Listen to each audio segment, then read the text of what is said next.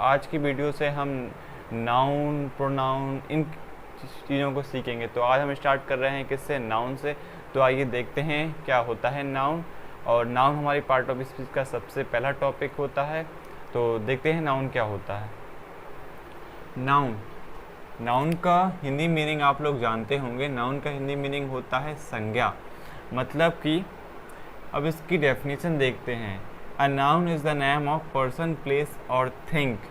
मतलब कि नाउन वह होता है जो किसका नेम होता है, किसी पर्सन का होता है, किसी प्लेस का होता है और किसी थिंग का होता है। मतलब कि नाउन मतलब किसी का भी नाम, और वह नाम किसका होगा? पर्सन का हो सकता है, प्लेस का हो सकता है और किसी थिंग यानी कोई वस्तु का हो सकता है। तो मतलब कि हम नाउन को कह सकते हैं कि किसी व्यक्ति, वस्तु, स्थान के नाम को ही हम संज्ञा कहते हैं। और संज्ञा क्या होती है? संज्ञा ही तो हमारा नाउन होती है। तो हिंदी में जो डेफिनेशन हम याद करते थे वही है कि किसी भी व्यक्ति, वस्तु, स्थान के नाम को ही हम संज्ञा कहते हैं। A noun is the name of person, place और थिंग। तो यह हमारा नाउन होता है। और नाउन को हम एक वर्ड से और जानते हैं जो कि क्या नाम होता है उसका? नेमिंग वर्ड होता है। मतलब कि नाउन को हम नेमिंग वर्ड भी कहते हैं। मतलब कि किसी के भी नाउन को, किसी के भी नाम को हम नाउन कहते हैं। अब नाउन को हम कैटेगराइज कर सकते हैं जो डेफिनेशन में ऊपर लिखा हुआ है। पहला है पर्सन, पर्सन मतलब किसी व्यक्ति का नाम। दूसरा है प्लेस, मतलब कोई भी स्थान, जैसे कि मुंबई, जो भी सिटी, टाउन, विलेज, जो भी स्थान है आपके, वह सभी भी नाउन होते हैं। और वह किस कैटेगरी में आ गए? हमारी प्लेस में आ गए। और थिंग यानी कि वस्तुएं, वस्तुएं जैसे कि आप जो भी जिन चीज़ों में क्या है, वस्तु मतलब क्या हो गया? Non living. मतलब कि जिन चीज़ों में जीवन नहीं है उनकी बात यहाँ पर की जा रही है। मतलब जिन चीज़ों के अंदर जीवन नहीं है उन चीज़ों की बात यहाँ पर की जा रही है। और लास्ट है फीलिंग। फीलिंग मतलब कि आपके, जैसे कि हम ह्यूमन बीइंग है तो हमारे अंदर फीलिंग है। हमारे अंदर सैडनेस है, हैप्पीनेस है, खुशी है, दुख है, गम है। हम बूढ़े होते हैं, हम बच्चे रहते हैं, बूढ़े होते हैं, जवान होते हैं। तो इस तरह से हमारी लाइफ की भी अलग अलग स्टेज हैं। तो उन सब फीलिंग को और स्टेट को बताने के लिए भी हम नाउन का यूज़ करते हैं। तो यह होता है हमारा नाउन। अब हम देखेंगे इसके बाद नाउन कितने तरह के होते हैं। तो आइए देखते हैं कि नाउन कितने तरह के होते हैं। हाँ, तो अब हम लोग देखते हैं नाउन के काइंड, मतलब कि नाउन के प्रकार। नाउन कितने तरह के होते हैं देखते हैं कि नाउन कितने तरह के होते हैं। और हम उनके अंदर भी अलग अलग टाइप होते हैं, तो उनको अब देखते हैं। जैसे कि नाउन 5 तरह के होते हैं। देखते हैं नाउन कौन कौन से होते हैं। सबसे पहला नाउन होता है प्रॉपर नाउन। दूसरा नाउन होता है कॉमन नाउन। तीसरा नाउन होता है कलेक्टिव नाउन। चौथा नाउन होता है एब्स्ट्रैक्ट नाउन। और पाँचवा नाउन होता है मटेरियल नाउन। प्रॉपर नाउन की डेफिनेशन देखते हैं हम। प्रॉपर नाउन का मीनिंग होता है a proper noun is the name of a particular person, place और थिंग। मतलब कि किसी का भी पर्टिकुलर, अपना पर्टिकुलर नेम, वह पर्सन का हो सकता है, प्लेस का भी हो सकता है और थिंग का। पर्टिकुलर का मतलब हिंदी मीनिंग होता है विशेष, खुद का अपना एक विशेष नाम, अपना एक स्पेसिफिक नेम को ही हम प्रॉपर नाउन कहते हैं। प्रॉपर नाउन के एग्जाम्पल से आपको उसका पर्टिकुलर और स्पेसिफिक का मीनिंग क्लियर हो जाएगा। जैसे कि यहाँ पर दिया हुआ है राम। राम एक लड़का है, और तो उसका एक नाम क्या है? अपना एक राम है। और उसको हम दूसरा नाम उससे क्या कह सकते हैं? बॉय कह सकते हैं। तो वह दूसरी कैटेगरी है नाउन, हमारे नाउन की, उसको बाद में देखेंगे। दूसरा यहाँ पर दिया गया है मुंबई। मुंबई हमारी एक सिटी का नाम है, तो मुंबई उस सिटी का एक पर्टिकुलर अपना नाम हो गया। और तीसरा है दिल्ली, वह भी एक सिटी का नाम है। ताजमहल, जैसे कि एग्जाम्पल हो गया ताजमहल, हमारे इंडिया की एक फेमस जगह है ताजमहल, वो उसका अपना एक प्रॉपर नाम है। तो इस तरह से प्रॉपर नाउन होता है हमारा। प्रॉपर नाउन अपनी किसी भी पर्सन, प्लेस और थिंग का अपना पर्टिकुलर नेम हो सकता है। दूसरा है हमारा कॉमन नाउन। तो कॉमन नाउन क्या होता है? Common noun is a word used for every person, place और thing of the same kind. मतलब कि कॉमन नाउन का use person, every person, place और थिंग ऑफ सेम काइंड, मतलब एक ही तरह के, चाहे वह पर्सन हो, चाहे वह प्लेस हो, चाहे वह क्या हो, थिंग हो, वस्तु हो, उन सब का एक ही तरह की चीज़ों के लिए जो एक शब्द का उपयोग किया जाता है उसी को हम कॉमन नाउन कहते हैं। जैसे कि फ़ैन, अब पंखों के लिए भी हम एक ही वर्ड का यूज़ करते हैं, चाहे वह पंखा किसी भी कंपनी का हो, हम सारे पंखों को फ़ैन ही कहते हैं, तो ये इसका कॉमन नाम हो गया पंखों का। पेन, अब पेन जैसे कि कई कंपनी की पेन आती हैं, उनका कॉमन नेम क्या बोलते हैं, पेन। पेन तो पेन होती है, उसका एक कॉमन नाउन हो गया। और जैसे कि कार भी कॉमन हो गया। सिटी भी कॉमन हो गई, हमने ऊपर एग्जांपल देखे थे, ये प्रॉपर है तो सिटी कॉमन में आ गई। उसके बाद विलेज, बॉय, यहाँ पर गर्ल, मतलब इतने ही एग्जांपल, इतने यहाँ पर लिखे हैं, इतने ही एग्जांपल नहीं, आप लाखों करोड़ एग्जांपल ले सकते हो, मैंने तो बस एग्जांपल के लिए थोड़े बहुत ले लिए। तो इस तरह कॉमन नाउन होता है, मतलब कि अपना एक कॉमन नेम जिसको पर्सन और प्लेस और थिंग के लिए एक कॉमनली तरीके से यूज़ किया जा सके, वह हमारा कॉमन नाउन होता है। अगला है हमारा कलेक्टिव नाउन। और कलेक्टिव नाउन क्या होता है? Collective noun is a name of a group of a person, place और thing of the same kind. अब यहाँ पर क्या हो गया, ग्रुप हो गया। यहाँ पर सेम काइंड की तो थे, लेकिन उस वर्ड का यूज़ कॉमनली किया जाता था, लेकिन अब वो वर्ड का यूज़ किसके रूप में किया जाएगा, एक ग्रुप के रूप में किया जाएगा, मतलब एक समूह के रूप में जिसका यूज़ किया जाएगा वह हमारा कलेक्टिव नाउन हो जाएगा। जैसे कि एग्जाम्पल है an army of a soldier, मतलब कि सोल्जर की क्या है, आर्मी है, मतलब ग्रुप किसका है, सोल्जर का, तभी हम उसको आर्मी कहते हैं, तो यहाँ पर ग्रुप हो गया। दूसरा है a team of player. Team कैसे बनती है, टीम प्लेयर से बनती है। एक हमारे क्रिकेट टीम में ही 11 खिलाड़ी होते हैं, तो वहाँ पर एक ग्रुप हो गया, तो इसलिए अ टीम ऑफ प्लेयर। इस तरह हमारा कलेक्टिव नाउन होता है। कलेक्टिव नाउन मतलब कि किसी भी चीज़ का ग्रुप, तो जो चीज़ ग्रुप में होती है वह हमारी कलेक्टिव नाउन के अंदर आती है। अगला है एब्स्ट्रैक्ट नाउन। अब एब्स्ट्रैक्ट नाउन क्या होता है? Abstract noun is the name of a quality, state और एक्शन। मतलब कि एब्स्ट्रैक्ट नाउन वह होता है जो किसका क्या होती है, क्वालिटी होती है, स्टेट यानी कि अवस्था होती है, एक्शन मतलब कि उसके एक्शन को बताता है, वह हमारा एब्स्ट्रैक्ट नाउन होता है। एब्स्ट्रैक्ट नाउन को हिंदी में हम कहते हैं भाववाचक संख्या, मतलब जो हमारे भावों को बताता है वही हमारा एब्स्ट्रैक्ट नाउन होता है। इसका एग्जांपल है हमारे ऑनेस्टी, ईमानदारी। और जो हमारा एब्स्ट्रैक्ट नाउन होता है ना, इसको हम देख नहीं सकते, मतलब कि ये हमारी फीलिंग्स होती हैं, इनको हम देख तो सकते नहीं है, तो इसकी यह पहचान और होती है कि इसको हम देखते नहीं, मतलब इसको हम देख नहीं सकते। जैसे कि ऑनेस्टी, इसको हम देख नहीं सकते कि तुम कितने ईमानदार हो, वो तो। उसके बाद हैप्पीनेस मतलब खुशी, चाइल्डहुड, एडल्टहुड, चाइल्डहुड मतलब बचपन, तो इस तरह से चाइल्ड और हमारे लाइफ की भी अलग अलग स्टेट होते हैं, जैसे कि चाइल्डहुड हो गया, एडल्ट हो गया, तो अलग अलग स्टेट हमारी लाइफ की भी होती हैं, तो इन सबको बताता है हमारा एब्स्ट्रैक्ट नाउन। और लास्ट है हमारा मटेरियल नाउन। और मटेरियल नाउन क्या होता है? और material noun means name of a metal and a substance. Material noun क्या है? मटेरियल नाम से ही पता चल रहा है, मतलब किसी मेटल का नेम और सब्सटेंस का नाम, वही तो हमारा मटेरियल नेम होता है। जैसे कि वाटर हो गया, गोल्ड हो गया, सोना हो गया, चांदी हो गया, लोहा हो गया, स्टील हो गई, तो इस तरह सारी मेटल जिसमें आती है वह हमारा मटेरियल नाउन होता है। तो यही होते हैं नाउन के प्रकार। नाउन 5 तरह के होते हैं, कॉमन, प्रॉपर, कलेक्टिव, एब्स्ट्रैक्ट और मटेरियल। तो इतने टाइप होते हैं हमारे। हेलो बच्चों, तो अब हम लोग पढ़ते हैं नाउन जेंडर को। अभी हमने देख लिया कि नाउन क्या होते हैं और उसके टाइप कितने होते हैं। तो नाउन 5 प्रकार के होते हैं और उनके अंदर common, proper, collective, abstract, material, ये सभी नाउन होते हैं। अब देखते हैं हम नाउन जेंडर को। आइए तो देखते हैं नाउन जेंडर क्या होता है। तो नाउन जेंडर के अंदर हमारे कितने टाइप आ जाते हैं? नाउन जेंडर के अंदर हमारे 4 टाइप आ जाते हैं। नाउन जेंडर बड़ा ही सिंपल सा है। इसके अंदर सबसे पहला है क्या? Masculine gender. मैस्कुलिन जेंडर किसको रिप्रेजेंट करता है? हमारे मेल को, मतलब कि पुरुष जाति को यह मैस्कुलिन जेंडर हमारा रिप्रेजेंट करता है। सिंपल सा है। पुरुष जाति मतलब कौन हो गए? जैसे कि आप सभी जो कि मेल हैं, मतलब कि पुरुष हैं, वह सभी, जैसे मैंने एक एग्जांपल ले लिया यहाँ पर राम, लेकिन ये राम ही अकेला लड़का नहीं है, बाकी हमारी अर्थ में जितने भी मेल हैं वह सभी मैस्कुलिन जेंडर हो गए। उसके बाद lion masculine gender, bull, elephant, dog, horse, boy, मतलब जितने भी मेल हो गए वह सभी हमारे कौन हो गए? मैस्कुलिन जेंडर हो गए। अब मैस्कुलिन जेंडर तो इतना इजी है कि जो भी मेल है वह हमारे सब मैस्कुलिन जेंडर होते हैं। वैसा ही हमारा दूसरा क्या है? दूसरा है हमारा फेमिनिन जेंडर। अब फेमिनिन जेंडर क्या होता है? Represent female. सिंपल है, ये मेल को रिप्रेजेंट करता है, ये फीमेल, मतलब कि इसमें क्या कौन होती हैं? जो करता है लड़कियों को रिप्रेजेंट करता है, मतलब कि स्त्रियों को रिप्रेजेंट करता है, इसलिए इसे स्त्रीलिंग कहा जाता है। ये पुल्लिंग होता है, ये स्त्रीलिंग होता है। तो इसमें सारी लड़कियां आ गई, जैसे कि हो गया कौन? सीता, काऊ, कैट, बिच, गर्ल, गॉट, ये सभी हमारी, मतलब कि ये सब लड़कियां हैं। तो इस सब किसके अंदर आ गए? फेमिनिन। और जितने भी दुनिया में जो भी फेमिनिन जेंडर जो कि फीमेल हैं वह सभी किसके अंदर आती हैं? हमारे फेमिनिन जेंडर के अंदर। तीसरा जेंडर है न्यूट्रल जेंडर। न्यूट्रल जेंडर क्या होता है? रिप्रेजेंट नॉन लिविंग थिंग, मतलब कि अब जिनके अंदर जीवन नहीं है, मतलब कि जो चल फिर नहीं सकते, खा पी नहीं सकते, मतलब जो कुछ भी एक्टिविटी अपने खुद नहीं कर सकते, उनको एक्टिविटी हम कराते हैं, मतलब हम एक जगह से उनको दूसरी जगह पर लेके जाते हैं।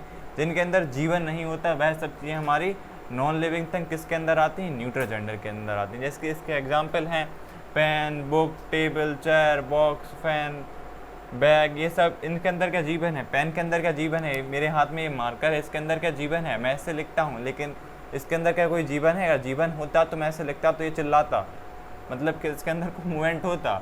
वहीं पर बुक, आप लोग बुक पढ़ते हो, बुक को पढ़ के आप कोई बच्चे उसको ऐसे करके फेंक देते हैं, तो यदि उसके अंदर जीवन होता तो वह क्या चीखती पुकारती नहीं। इसी तरह टेबल, चेयर, बॉक्स, फैन, ये सभी एग्जाम्पल है हमारे न्यूट्रल जेंडर, मतलब कि जिनके अंदर जीवन नहीं होता, बस सारे हमारे non living thing neutral gender के अंदर आते हैं। लास्ट जेंडर है हमारा कॉमन जेंडर। कॉमन जेंडर क्या होता है?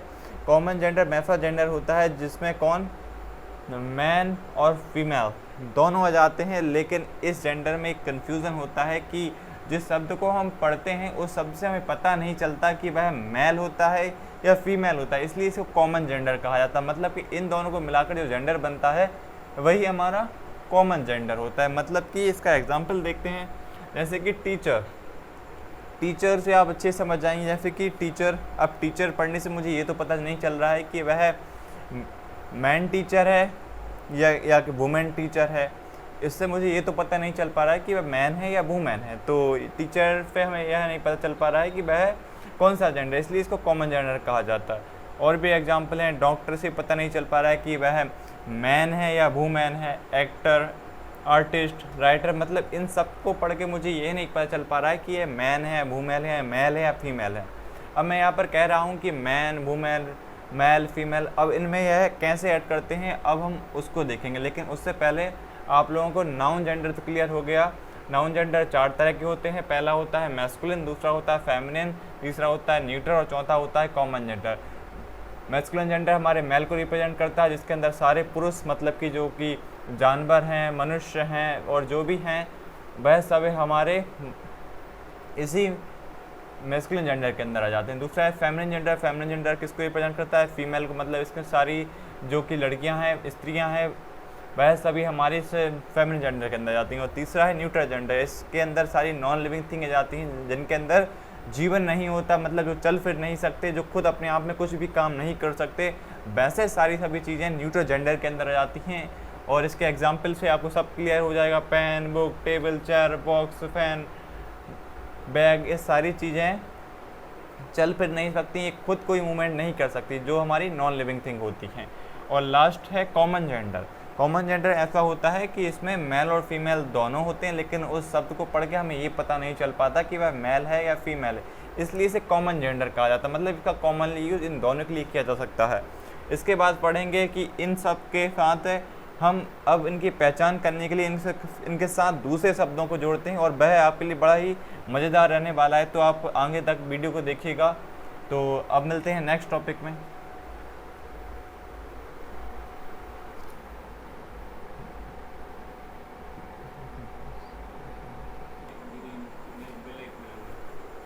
हाँ, तो अब हम लोग देखते हैं जो मैंने आपको इंटरेस्टिंग चीज़ बताई थी कि हम मैन और वुमेन कैसे जोड़ते हैं। आइए देखते हैं। तो मैन और वुमेन हम कैसे जोड़ते हैं, मैंने इसलिए हिंदी में लिख दिया कि आपको आसानी से समझ में आ सके। यदि हम जॉब टाइटल रैंक की बात करते हैं तो हम उसके साथ मैन और वुमेन को जोड़ते हैं। मतलब कि हम जब जॉब टाइटल और रैंक की बात करते हैं तो हम उसके साथ क्या जोड़ते हैं, या तो मैन जोड़ेंगे या वुमेन जोड़ेंगे। अब मैन किसके साथ जोड़ेंगे? मैन हम पुरुष के साथ जोड़ेंगे, और वुमेन किसके साथ जोड़ेंगे? हम लड़कियों के साथ जोड़ेंगे। तो इतना समझ में आ गया आपको। अब देखते हैं इतने सारे एग्जाम्पल को हम करके।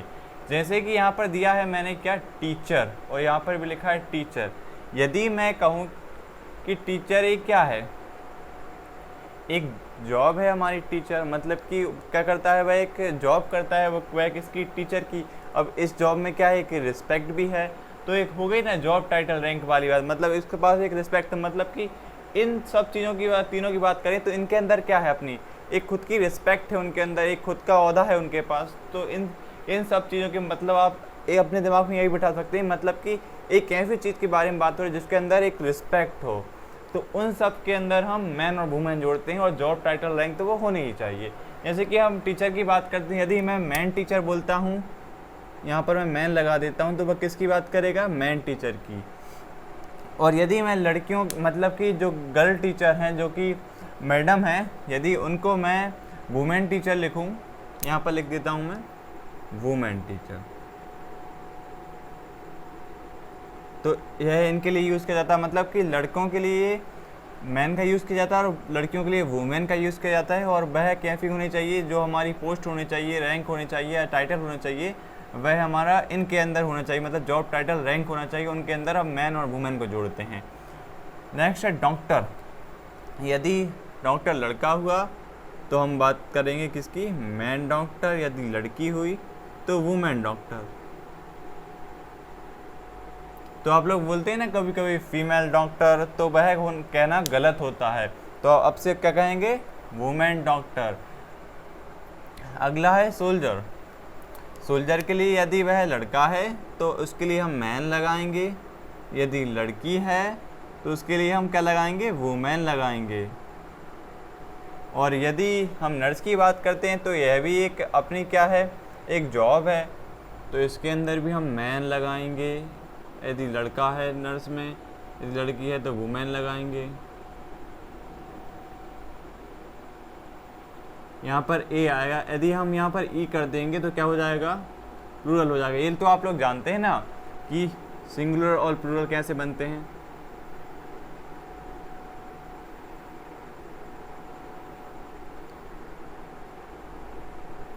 यदि मैं यहाँ पर मैन लिखता हूँ और मैं इसका प्लूरल बनाना चाहूँ तो मैं कैसे बनाऊँगा? सिंपली यहाँ पर ए दिया है, इसको हम ई में चेंज कर देंगे, एम को MEN हो जाएगा।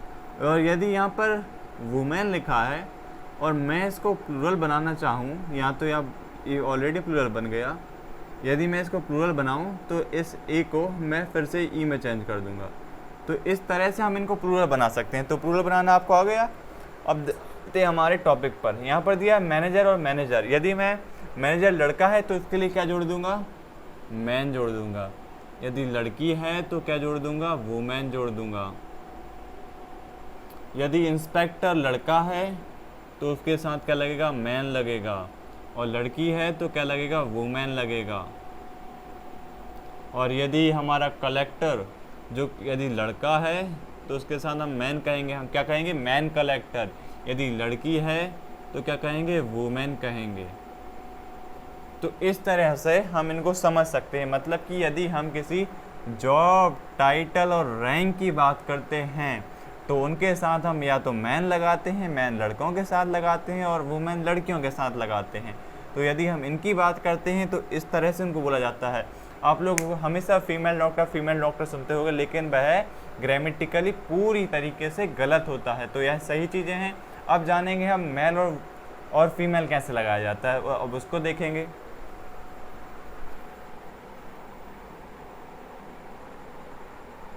हो गई चालू? हाँ, तो अब हम लोग देखेंगे कि हम उनके साथ मेल को और फीमेल को कैसे जोड़ते हैं। अभी हमने देखा, हमने उनके साथ मैन जोड़ दिया और वुमेन जोड़ दिया। हमने क्या बना दी? एक मैन डॉक्टर बना दी और एक वुमेन डॉक्टर बना दी। अब हम बनाएंगे उनको राइडर। तो देखते हैं अब क्या होगा। मेल और फीमेल, यदि हम किसी व्यक्ति के शरीर को देखकर, यानी मतलब कि मेल और फीमेल लगाते हैं, मीन्स वह कोई जॉब टाइटल रैंक पर नहीं है। मतलब कि हम उसके शरीर को देखकर लगाते हैं कि यह लड़का है लड़की है। मतलब कि सिर्फ उसके शरीर को देखकर, ना उसके पास कोई जॉब है, ना टाइटल है, ना रैंक है। तो इनके सभी के साथ हम मेल या फीमेल लगाते हैं। तो सिंगर, अब आप सोच रहे हो सिंगर तो बड़े फेमस होते हैं, अरिजीत सिंह, नेहा कक्कड़, तो ये तो सब जॉब टाइटल रैंक पर हैं, लेकिन ये कोई नहीं है। मैं भी गा सकता हूँ, आप सब भी गा सकते हैं। मैंने भी कोई गाने गाए, मैंने भी लाखों गाने गाए हैं जिन पे करोड़ों व्यू आए हैं। यदि मैं ऐसा कहूँ तो मैं भी सिंगर हूँ, लेकिन मैं फेमस तो हूँ नहीं। तो हर कोई सिंगर हो सकता है। तो इनके साथ भी हम मेल और फीमेल लगा सकते हैं। मतलब कि मैं कह सकता हूँ मेल सिंगर, फीमेल सिंगर। और यदि मैं कहता हूँ चाइल्ड, तो ये तो आपके लिए बहुत कॉमन होगा। तो आप कहते नहीं हो congratulation you get a man child, congratulation you get a female child, आप कहते हो, लेकिन आप लोग गलत कहते हो, क्योंकि चाइल्ड ना कोई जॉब है, ना कोई टाइटल है, ना रैंक है, सिंपल एक लड़का हुआ है, और क्या हुआ है, तो ना वो जॉब है, ना टाइटल है, ना रैंक है, तो काहे का मैन और वुमेन। तो यहाँ पर हम लगाएंगे हमारा मेल और फीमेल, तो यहाँ पर कोई जॉब टाइटल रैंक तो है नहीं, तो हम सिंपल या तो लड़का है तो मेल लगा देंगे, और लड़की है तो हम फीमेल लगा देंगे। तो सिंपल है, अगर लड़का हुआ तो हम लगाएंगे मेल, और लड़की हुई तो लगाएंगे फीमेल।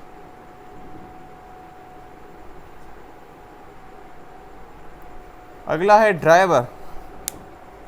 अब ड्राइवर भी हर कोई हो सकता है, हर कोई चला सकता है, ना कोई जॉब है, ना कोई टाइटल है, ना रैंक है। अब वो बात अलग है कि वो ड्राइवर बन के कहाँ जाए, ऊपर चला जाए बड़े घर, तो अलग बात है, लेकिन चला हर कोई सकता है, मैं भी चला सकता हूँ, आप लोग भी चला सकते हो। ना तो ये जॉब है, ना टाइटल है, ना रैंक है, तो इसके साथ भी हम मेल और फीमेल लगा सकते हैं।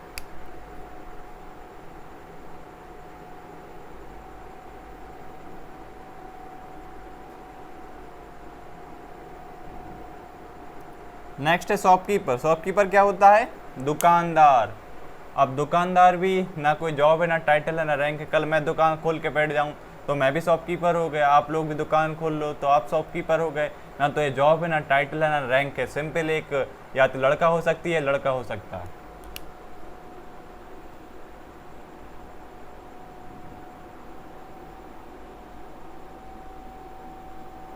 तो लगा दूंगा क्या? मेल और फीमेल। अगला है बेगर, भिखारी। हाँ, इसमें ज़रूर अपनी जॉब टाइटल रैंक हो सकता है, मतलब कि वो कोई रैंक पर है, कोई जॉब पर है, टाइटल पर है, वो टाइटल से लेके भीख मांग रहा है, तो ऐसा तो है नहीं, उसकी भी कोई ना जॉब है, ना टाइटल, ना रैंक है, सिंपल एक भिखारी है। अब लड़का भी हो सकता है, लड़की भी हो सकती है, तो उसके साथ भी हम मेल और फीमेल लगा देंगे। यदि भिखारी है लड़का तो हम लगाएंगे मेल, यदि भिखारी है लड़की तो उसके साथ लगाएंगे फीमेल। और यदि हमारा राइडर, राइडर यदि लड़का है तो उसके साथ लगेगा क्या? मैन। मैन लगेगा? मैन नहीं लगेगा, उसके साथ लगेगा मेल। और यदि लड़की है, लड़की खैर खतरनाक हो सकता है, तो फिर भी हम ले लेते हैं एग्जाम्पल। तो यदि लड़की है तो उसके साथ हम फीमेल लेंगे, यदि लड़का है तो उसके साथ हम मेल लेंगे। तो इनके साथ या हम मैन या वुमेन जोड़ सकते हैं, तो हम ऐसा बिल्कुल भी नहीं कर सकते, क्योंकि वह गलत होगा ग्रामेटिकली। तो यदि लड़का है तो लगेगा मेल, यदि लड़की है तो लगेगा फीमेल। तो कैसा लगा आपको? यदि जॉब टाइटल रैंक पर वो हुआ तो लगेगा मैन या वुमेन, यदि कुछ ना हुआ तो उसके साथ लगेगा मेल और फीमेल, मतलब कि कुछ नहीं है, भिखारी हो सकता है, सिंगर हो सकता है, चाइल्ड हो सकता है, बेकर, और जो कुछ चाहो, जो मतलब जो जॉब टाइटल रैंक पे नहीं, उसके साथ आप मेल और फीमेल लगाओगे। तो कैसा लग रहा है? अब नेक्स्ट टॉपिक है हमारा नाउन नंबर। तो अब पढ़ेंगे नाउन नंबर को।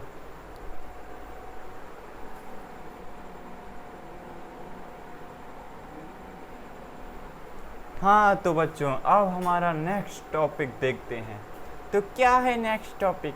नेक्स्ट टॉपिक है हमारा नाउन नंबर्स। इंग्लिश में नाउन नंबर्स क्या होते हैं, इंग्लिश में नाउन नंबर क्या होते हैं, अब हम लोग देखेंगे। तो नाउन नंबर्स को देखने से पहले आप अपने दिल को थाम लीजिए। तो नाउन नंबर्स क्या होता है? There are only 2 numbers in English, मतलब कि हमारी इंग्लिश में बस 2 नंबर होते हैं। इंग्लिश के पास बस 2 नंबर हैं। क्या है? एक सिंगुलर है, एक होता है अनेक। तो इंग्लिश में क्या हो गया?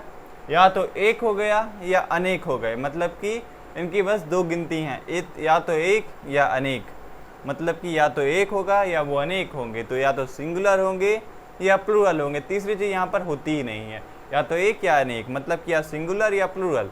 अब देखते हैं कैसे होते हैं, इनके कई सारे रूल होते हैं। तो रूल नंबर 1 क्या होता है? रूल नंबर 1 को देखने से पहले हम देखते हैं 2 चीज़ें जो यहाँ पर बार बार आएंगी। एक होता है वॉवल, एक होता है कॉन्सोनेंट। तो क्या होते हैं वॉवल और कॉन्सोनेंट? वॉवेल हमारे 5 होते हैं। कौन कौन से होते हैं? वॉवेल हमारे 5 होते हैं, ए, ई, आई, ओ और यू। मतलब कि 5 ए, ई, आई, ओ, यू। एक बार आप बोलेंगे ए, ई, आई, ओ, यू। और बाकी इनके अलावा हमारे जितने भी बचते हैं भाई सभी हमारे क्या होते हैं? कॉन्सोनेंट। तो कितने? 1 2 3 4 5। तो यहाँ पर कितने बचे? 21। तो ये सारे क्या हो गए? ये हमारे कॉन्सोनेंट हो गए। मतलब कि वॉवेल 5 और ये कितने हो गए? 21। टोटल अल्फ़ाबेट तो जानते हो ना कितने होते हैं? 26। तो 26 के 5 और 21 होगा कितने? 26, 26। अब देखते हैं इनको हम प्लूरल कैसे बनाएंगे। तो रूल नंबर 1 तो आप सबको पता है, मस्त जो भी वर्ड दिखे उसके साथ एस लगाओ और प्लूरल बन जाता है। तो adding S make a plural, मतलब कि यदि बॉय दिया है तो बॉय का प्लूरल कैसे बनाएंगे? सिंपल है, क्या करेंगे? वी ओ वाई एस लगा देंगे। गर्ल के साथ क्या करेंगे? गर्ल के साथ कुछ नहीं करेंगे, गर्ल के साथ हम एस लगा देंगे। उसके साथ बुक के साथ क्या करेंगे? बुक को फाड़ देंगे, ऐसा नहीं करेंगे, बुक के साथ एस लगाएंगे। चेयर को क्या करेंगे? तोड़ देंगे। तो चेयर को साथ वो क्या होगा? चेयर को तोड़ दिया जाएगा, एस लगा दिया जाएगा। उसके साथ ट्री है, ट्री के साथ क्या करेंगे? ट्री में क्या किया जाएगा? ट्री के साथ एस लगा दिया जाएगा। उसके साथ है पक्षी, बर्ड के साथ क्या करेंगे? बर्ड के साथ भी हम एस लगा देंगे। तो इस तरह से इनको प्लूरल बनाया जाता है। मतलब कि सिंपल रूल है, क्या है? Adding S to make a plural. मतलब कि जो भी वर्ड है उसके साथ एस लगाओ और प्लूरल बनाओ। अभी आने वाला है मजा। ये तो सिंपल सा रूल था, आगे देखो होता है क्या।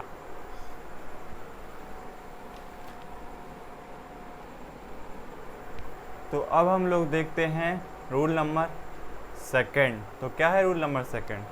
रूल नंबर 2 कहता है if noun ending with S, S H, O and X. मतलब कि यदि हमारा नाउन किससे एंड होता है? एस से, एस एच से, ओ से या फिर एक्स से, तो उसमें हम क्या करते हैं? ऐड कर देते हैं ई एस। और ऐड ई एस क्यों करते हैं? क्योंकि हम उसको प्लूरल बनाना चाहते हैं। मतलब कि उसको हम एक से अनेक बनाना चाहते हैं। तो उसको हम प्लूरल बनाते हैं यदि इनमें से कोई भी शब्द उस शब्द के आखिर में आता है तो उसके साथ हम ई एस जोड़ देते हैं। जैसे कि यहाँ पर एग्जाम्पल दिया है हमारा बस। तो यदि हम बस को प्लूरल बनाएंगे तो क्या करेंगे? उसके साथ हम सिंपल है ई एस जोड़ देंगे।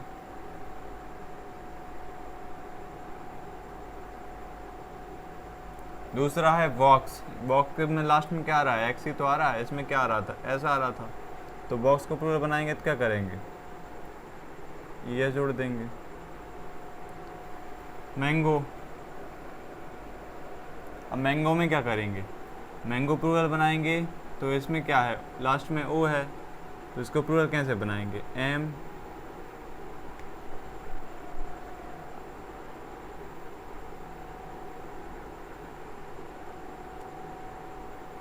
ऐसे ही बनाएंगे ना।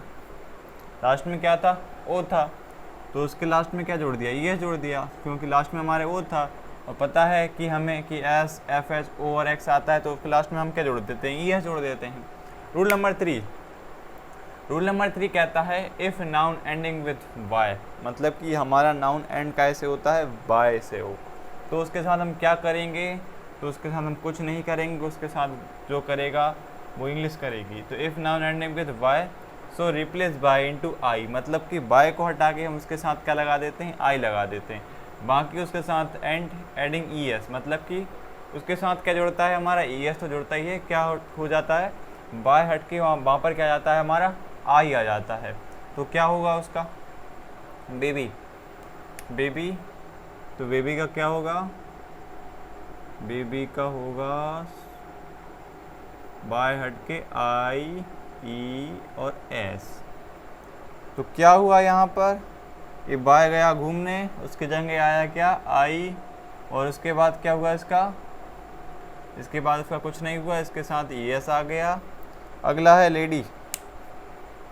लेडी में लास्ट में क्या है? जी। जी नहीं है इसमें, बाय है। तो क्या करेंगे, तो इसके प्लूरल कैसे बनेगा, इसके साथ हम बाय लास्ट का बाय हटा के इसके साथ क्या जोड़ देंगे, आई एस जोड़ देंगे। अगला क्या है, सिटी। सिटी में क्या करेंगे, बाय हटाओ आई एस लगाओ। स्टोरी बाय है, बाय हटा दो आई एस लगा दो। लग गए। बेबी का बेबीज हो गया, लेडी का लेडीज हो गया, सिटी का सिटीज हो गया, स्टोरी का स्टोरीज हो गया। तो बाय हटाओ आई उसकी जगह रखो और ये साथ में लगा दो।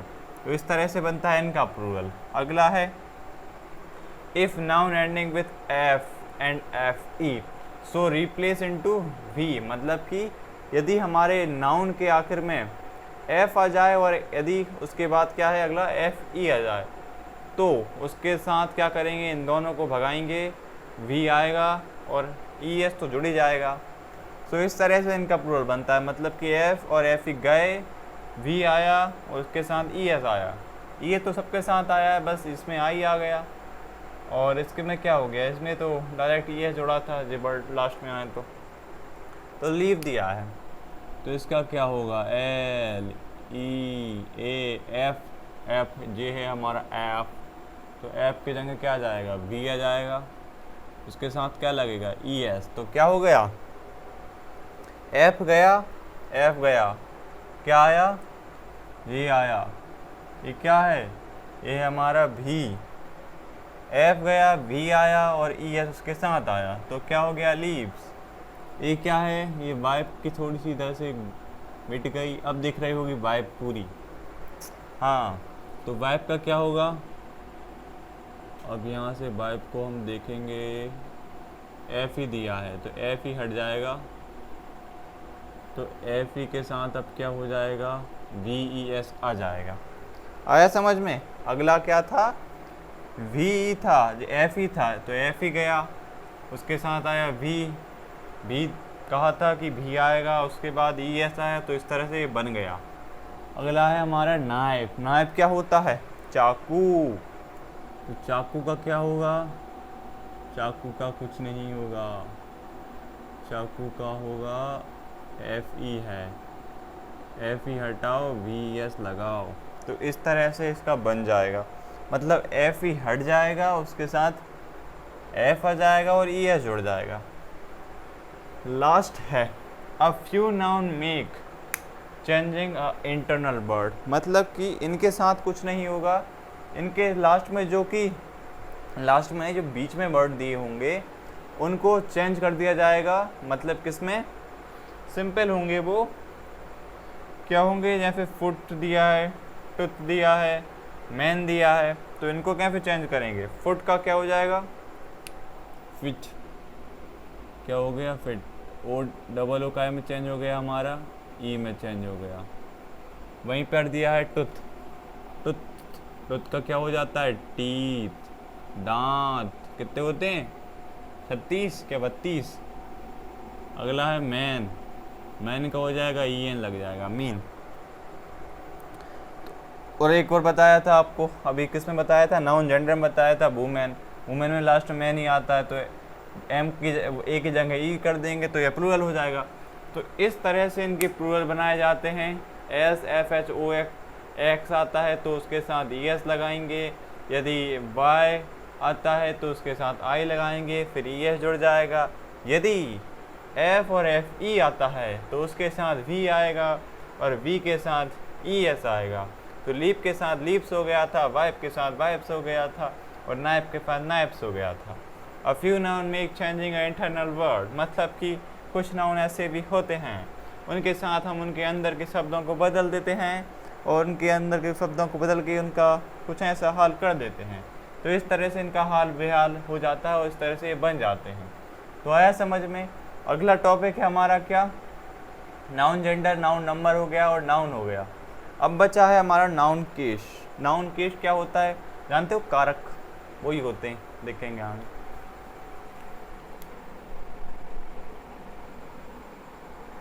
तो अब हमारा अगला टॉपिक है नाउन केस।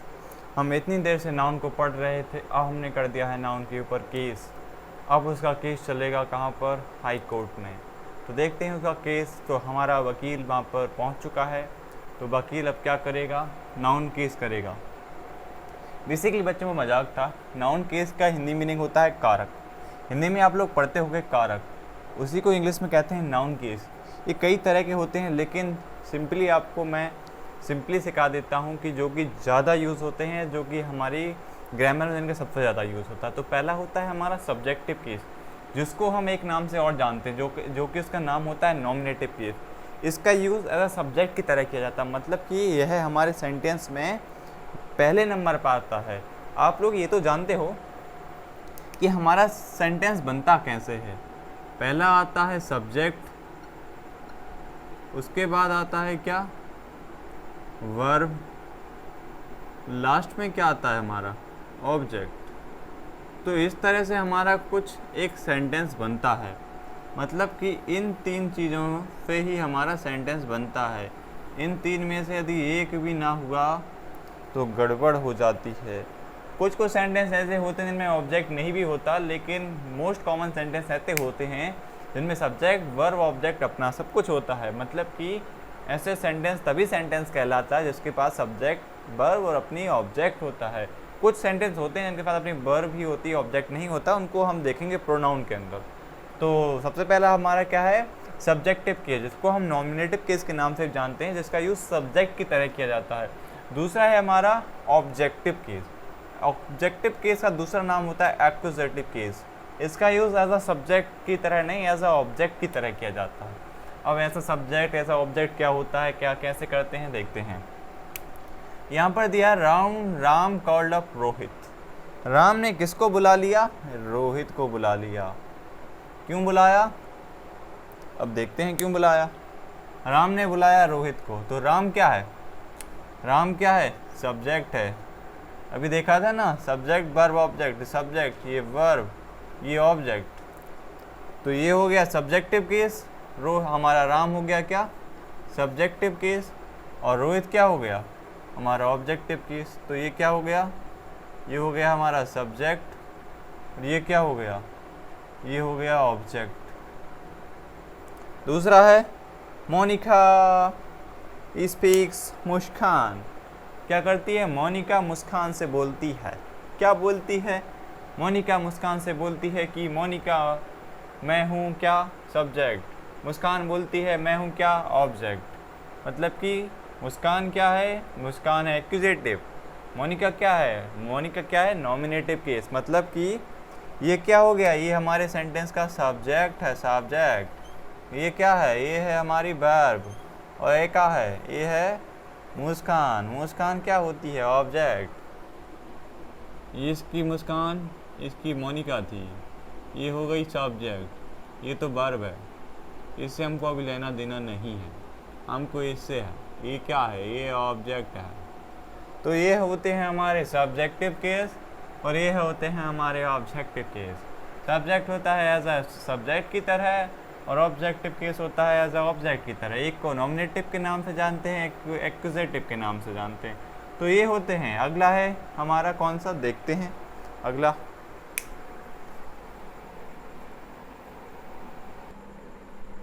हाँ तो बच्चों अब देखते हैं आगे है और बड़ा रोमांचक मैच। क्या है रोमांच, रोमांच है हमारा वोकेटिव केस। अगला, अभी तक हम दो केस पढ़ चुके हैं, एक सब्जेक्टिव केस, एक है ऑब्जेक्टिव केस। नेक्स्ट है वोकेटिव केस। वोकेटिव केस का मतलब होता है मीन्स एड्रेसल। एड्रेसल का मीनिंग क्या होता है, एड्रेसल का मीनिंग होता है संबोधन। मतलब कि किसी को संबोधित करना, किसी के लिए कुछ सेंटेंस कहना। जैसे कि एग्जाम्पल से क्लियर है, क्या है, राहुल, राहुल ने क्या कर दिया, Rahul you are late today, मतलब राहुल तुम लेट हो। तो इस सेंटेंस से क्या समझ आया, इस सेंटेंस से ये समझ आया कि ये सारा सेंटेंस राहुल के लिए क्या कहा गया है कि राहुल तुम लेट हो। तो राहुल को एड्रेसल मतलब राहुल को संबोधित किया गया है, और राहुल से कहा गया है कि राहुल तुम लेट हो। तो इस तरह से हमारा वोकेटिव केस होता है, मतलब कि इसमें संबोधन होता है, पहले व्यक्ति होता है, उसके बारे में जो वाक्य कहा जाता है और फिर उसको लिखा जाता है, जैसे कि Rahul you are late today, तो इस तरह से इसको लिया गया है। तो ये सिंपल सा होता है। नेक्स्ट है पोजेसिव केस।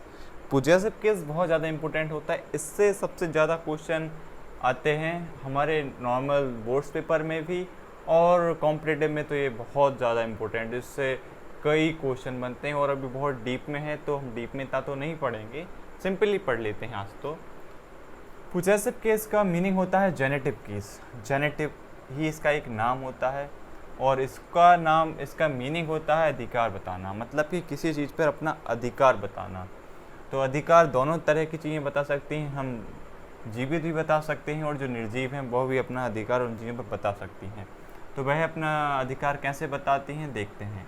यदि हम लिविंग नाउन हैं, मतलब कि हम जीवित हैं, जैसे कि मैं लिविंग हूँ, आप भी हो सकते हैं आप जीवित हों। यदि आप जीवित हैं तो आप अपनी पोजीशन कुछ इस तरह से बताएंगे, हुज पोजीशन, मतलब कि आपका नाम, आप कौन हैं, क्या हैं, क्या नहीं कौन है, और पोजीशन मतलब कि आपका अधिकार लिखेंगे, आपका अधिकार किस पे है। जैसे कि राम आस्कार, यहाँ पर ये एपोस्ट्रॉफी एस लिखा हुआ है, यही बताता है अधिकार को, यही क्या बताता है हमारा अधिकार, कि किस चीज़ पे हमारा अधिकार है। तो राम आस्कार, कार किसकी है, कार है हमारे राम भैया की, तो राम की कार, तो राम आस्कार, तो अधिकार किसका है, राम का किस पर है, कार का।